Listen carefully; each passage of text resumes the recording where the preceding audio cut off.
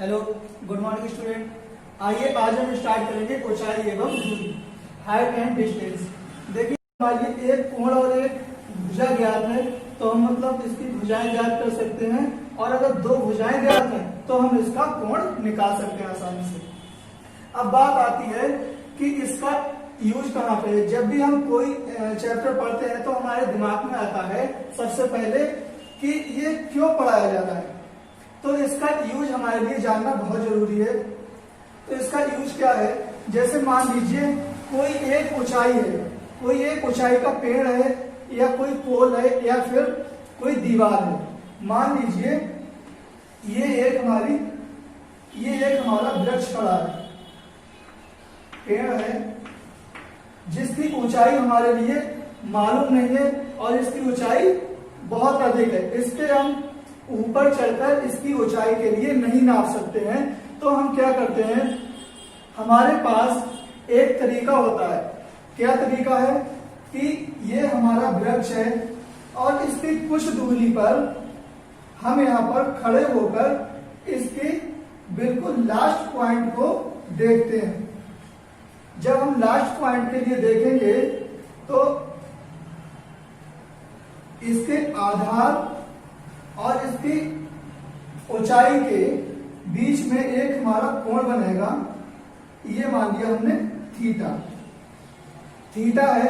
अब यहाँ पर हम खड़े हुए हैं, ये है पेड़ का आधार और ये है पेड़ की चोटी। ये पेड़ की चोटी है, तो पेड़ से कितनी दूरी पर खड़े हैं ये तो हम आसानी से फाइंड कर सकते हैं। मान लीजिए ये 5 मीटर की दूरी पर हम खड़े हुए हैं, और हम जब जमीन पर खड़े हुए हैं तो जमीन से हमारी रेज है आंखों से जो निकल रही, जो हम चोटी के लिए देख रहे हैं, उसके बीच हमारा जो कोण है वो भी हम इसके आधार का मालूम कर सकते हैं, ज्ञात कर सकते हैं किस एंगल से हम देख रहे हैं। तो ये मान लीजिए हमने 30 डिग्री के एंगल से इस चोटी के लिए देखा, तो हमें क्या करना है, हमें पेड़ की ऊंचाई ज्ञात करना है। तो हम कैसे ज्ञात करेंगे, देखिए एक हमारे लिए भुजा मालूम हो गई, एक हमारे लिए कोण मालूम हो गया, ABC। तो हम इसके लिए tan थीटा। अब देखिए tan क्या होता है, एक हमारा फॉर्मूला होता है जो हम ट्रिग्नोमेट्री में पढ़ते हैं, LAL K लाल बटे कक्का। ये होता है हमारा साइन थीटा, ये होता है कॉस थीटा और ये होता है टेन थीटा। तो इसका मतलब होता है साइन थीटा L बटे K, लंब बटे कर्व, आधार बटे कर्व, और टेन थीटा बराबर होता है लंब बटे आधार। तो लंब और आधार क्या होता है, जो हमारा क्षैतिज रेखा से ऊर्ध्वाधर खड़ा हुआ कोई पोल है या पेड़ है, तो वो तो उसकी जो हमारी दूरी होती है, ऊंचाई होती है, ये हो गई हमारी लंब, और नीचे जो क्षैतिज रेखा है ये हो गया हमारा आधार। तो इसमें अगर हम देखें तो ये हो गया आधार और ये हो गया हमारा लंब। ओके, तो लंब हमारा कितना हुआ, लंब बटे आधार, लंब हमारा कितना हुआ AB, और आधार हमारा हुआ BC। अब हम इसके लिए देख लेते हैं, AB हमारे लिए नहीं मालूम है, AB हमें निकालना है। AB बटे BC हमें दिया है 5 मीटर। ओके, तो यहां पर देखिए tan 30 का मान कितना होता है, 1 बटे √3 और AB बटे 5। अब हम क्या करेंगे, इसकी तिर्यक मल्टीप्लाई कर देंगे, इसकी इससे करेंगे 5 और इधर √3 गुणे AB। ओके, आगे देख लेते हैं, हमें AB निकालना है। AB क्या है, हमारी लंब है, पेड़ की ऊंचाई है, तो AB बराबर इसके लिए √3 को अगर इस साइड भेजेंगे बराबर की दूसरी साइड में, तो हमारा गुणा में है, ये पहुंच जाएगा हमारा बटे में।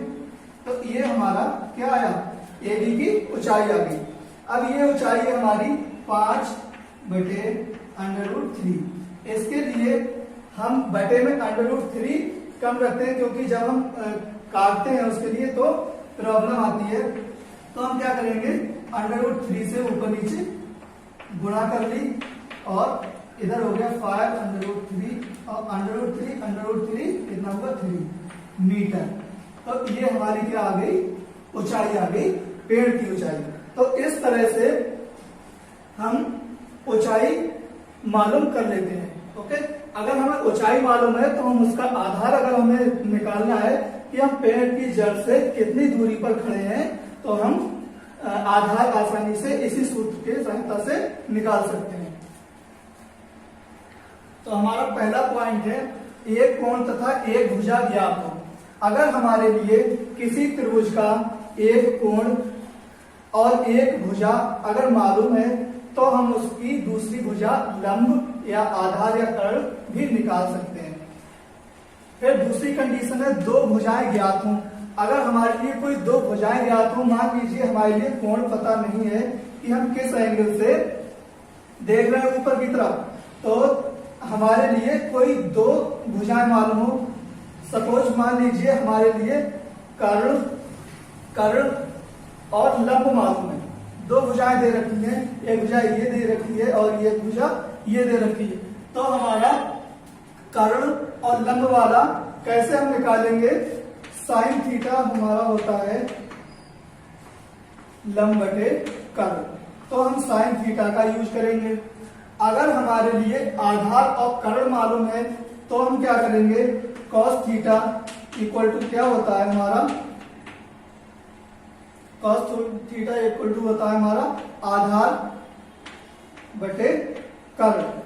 तो हम इस सूत्र का यूज करेंगे। ओके,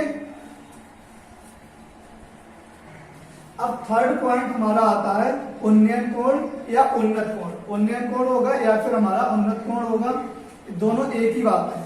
अगर क्वेश्चन में उन्नयन कोण लिखा है तब भी हमारा उन्नत कोण, दोनों हमें दोनों वर्ड अपने माइंड में रखने हैं। अगर उन्नयन मिल जाए तब भी हमारा वही कोण होगा, अगर उन्नत है तब भी हमारा वही कोण होगा। दूसरा है हमारा अवनमन और अवनत कोण। तो अगर हमारा अवनमन लिखा हुआ मिल जाता है तब भी हम, और अवनत मिल जाता है, तो दोनों में से हमें कंफ्यूज नहीं होना है, कोई भी वर्ड हो हमें एक ही समझना है। तो समझ लीजिए उन्नयन कोण या अवनत कोण क्या होता है। देखिए जैसे हमने बताया था, नीचे से आधार से अगर हम चोटी की तरफ देखते हैं तो वो तो हो गई हमारी नीचे से देखने की कंडीशन। कभी कभी ऐसा होता है, जैसे मान लीजिए कोई पेड़ की चोटी पर बैठा हुआ है या किसी पोल के ऊपर बैठा हुआ है, या मान लीजिए कोई हमारा पोल खड़ा हुआ है और कोई एक पायलट जो है वो हेलीकॉप्टर से आता है और वो वहां से नीचे की तरफ देखता है। तो हमारा इस कंडीशन में ऊपर से नीचे की तरफ जो हमारा कोण बनता है, उस कोण के लिए हम बोलते हैं अवनत कोण। अवनत कोण या अवनमन कोण। अवनमन कोण, तो ये कोण हमारा कहलाएगा अवनमन कोण। अवनमन कोण थीटा। अगर हम उसके आधार से जमीन पर खड़े होकर देखते हैं, तो हमारा अगर जो भी कोण बनता है, मान लीजिए थीटा बना, तो ये कोण हमारा कहलाता है उन्नयन कोण। उन्नयन कोण या फिर उन्नत कोण। उन्नत कोण, तो ये हमारी दो कंडीशन होती हैं। अगर हम ऊपर से देखते हैं नीचे की तरफ, तब हमारा जो कोण बनता है उसे अवनमन कोण बोलते हैं, और नीचे से अगर आधार से देखते हैं तो जो कोण बनता है वो हमारा उन्नयन कोण या उन्नत कोण कहलाता है।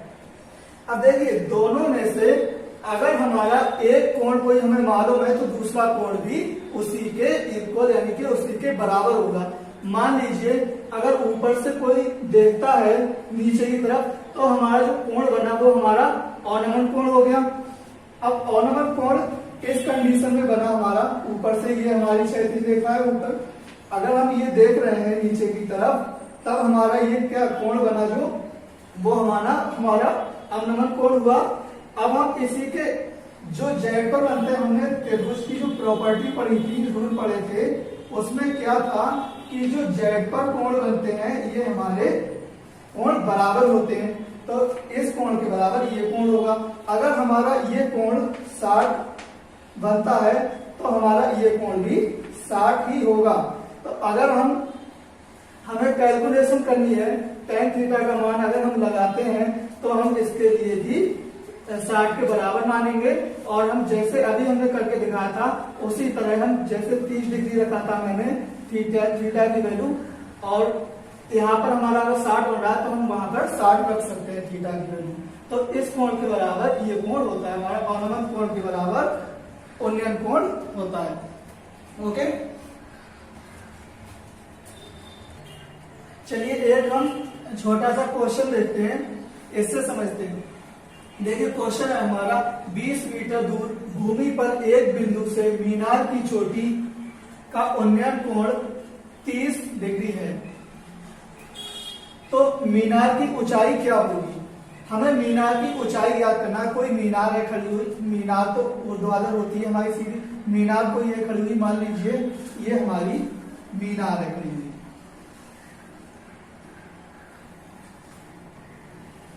ये मीनार है खड़ी हुई,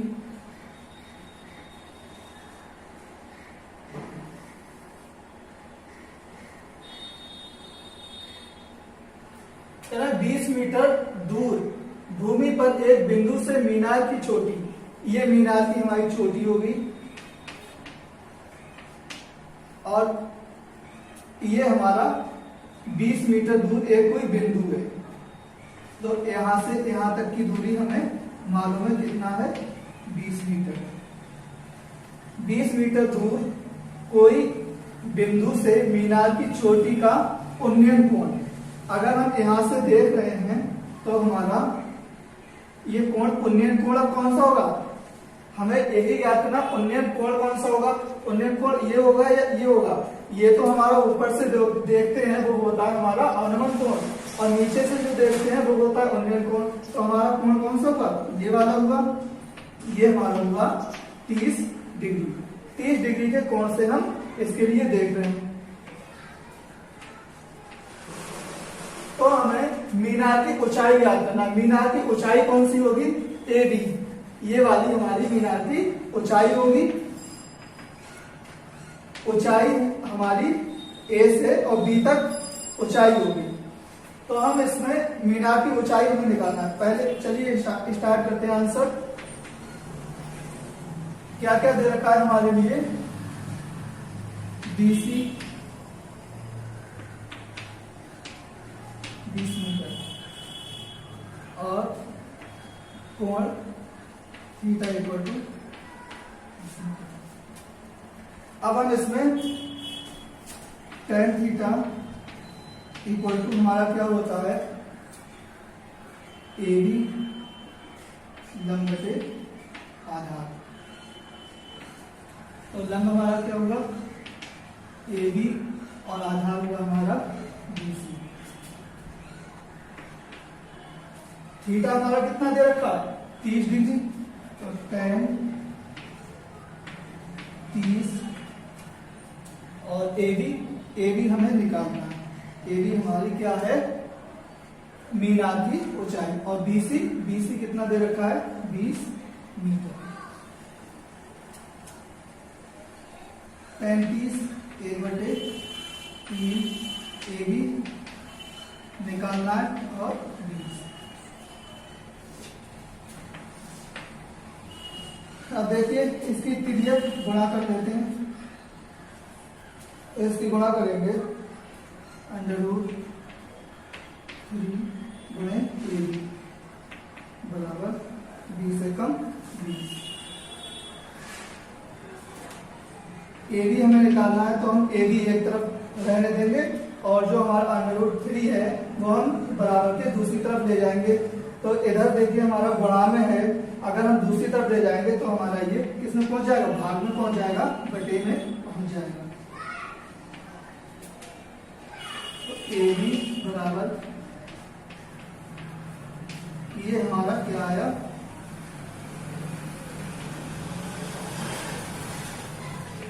मीटर।